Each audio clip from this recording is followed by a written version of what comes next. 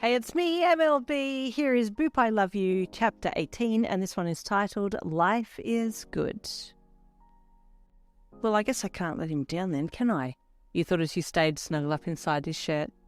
The day went well, and throughout the class you remained inside Shinsou's shirt, occasionally popping your head out to have a look around, but always keeping an eye on Aizawa to make sure he didn't see you. Aizawa never did see you, thankfully, but a few other startled classmates did, and the look of shock and surprise that transitioned to a look of pure excitement on their faces at seeing a cat head pop out from a very cool and calm Shinsou's top was a very entertaining sight, to say the least. The breaks in between classes and lunchtime saw you being the centre of attention, as Shinsou's classmates crowded around him and gushed over your cute little face as it popped out of his shirt. As school came to a close, Shinsou promised a few very attached classmates that he would bring you back again. "So, how'd you like class today, Sin?" Shinsou asked rhetorically as he walked home with you still tucked in his top. He had bought his favourite drink from a vending machine on the way home, and the two of you shared it as he walked. You sighed happily as he held the drink lower so you could suck on the straw. He still had you tucked in inside his shirt. Life was awesome as far as you were concerned. You were living with your crush and he seemed to like you, in cat form anyway, and you two were getting to know each other better and better each day. The days ticked by and slowly turned into weeks and then months. It was now getting close to 3 months, and you had been living with Shinsou, and apart from ducking off a few times to see your friend and just show face so that she knew that you were still okay, you had spent every waking moment with him. Fun told you that the professor that had extended your quirk time had just up and vanished. She'd gone back to the building again recently to see if he'd come up with anything that would reverse the quirk extension that he had injected into you, but found the building had been abandoned. She was pissed and freaked out about the whole thing, but you didn't care. You were enjoying your life much more as a cat, if you were being completely honest. You did notice, however, that things were happening to you that felt a lot more cat than you would have liked. You now licked yourself clean, coughed up hairballs, and found moths absolutely fascinating, but apart from that you still possessed a lot of human traits, and one in particular that Shinsou loved was that whenever you decided to sleep in bed with him, you insisted on lying with your head on a pillow. He had no less than 150 pictures in his phone of you fast asleep with your head on a pillow. Shinsou was smitten with you. He loved sneaking you to school with him and would do so at least 3 times a week. His classmates loved seeing you and would get excited when he entered the classroom with a bulge in his top. He knew your habits now and had come to accept that you used the human toilet to do your business, as you had flat refused to use the litter tray. One Sunday afternoon you were chasing after a cat toy that Shinsou had bought for you, while he was sat on the ground watching.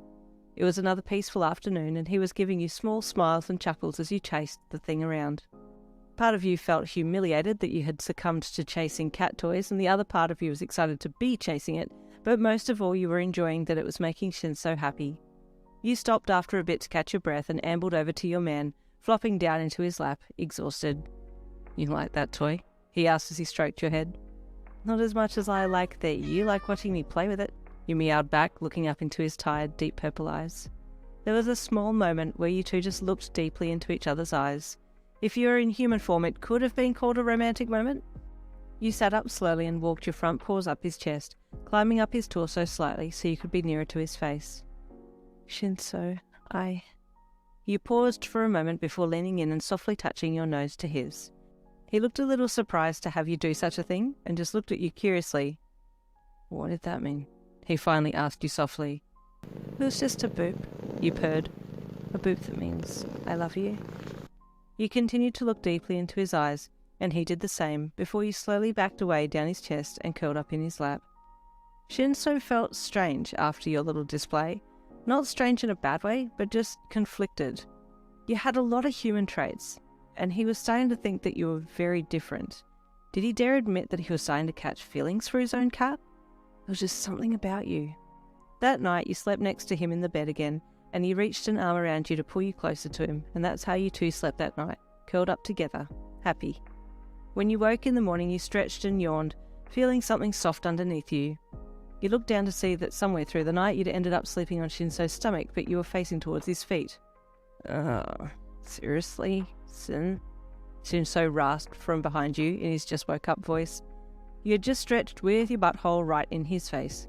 "Oh my god, I'm so sorry, Shinsou," you meowed frantically, spinning around to face him. "How embarrassing." "Oh, it was bound to happen at some point," he mumbled, rolling onto his side to tip you off onto the bed. Hey, well, now that we're up, let's eat. I'm starving, you meowed, batting softly at his nose. What do you want? Food? Already? It's not even 6 a.m. yet, he yawned. Look, buddy, somewhere around the world someone's eating, so let's get to it, you meowed in response. Okay. I'm up. He yawned again and dragged himself out of bed after you. Hey, also, before I forget, I won't be able to take you to school today, Sin, because I have practical quirk class, so I'll have nowhere to put you, Shinsou said as he followed you down the hall to the kitchen. But you always take me today, you meowed sulkingly. I guess I could hide you in my locker for a bit, Shinsou commented out loud to himself. Nah, it's too small. I don't want to cram you in there, that's mean. But I don't mind, you meowed at him. As long as I get to see you for most of the day, I can deal with being in a small space for a while. And there is the end of chapter 18. Stay tuned for chapter 19 coming tomorrow.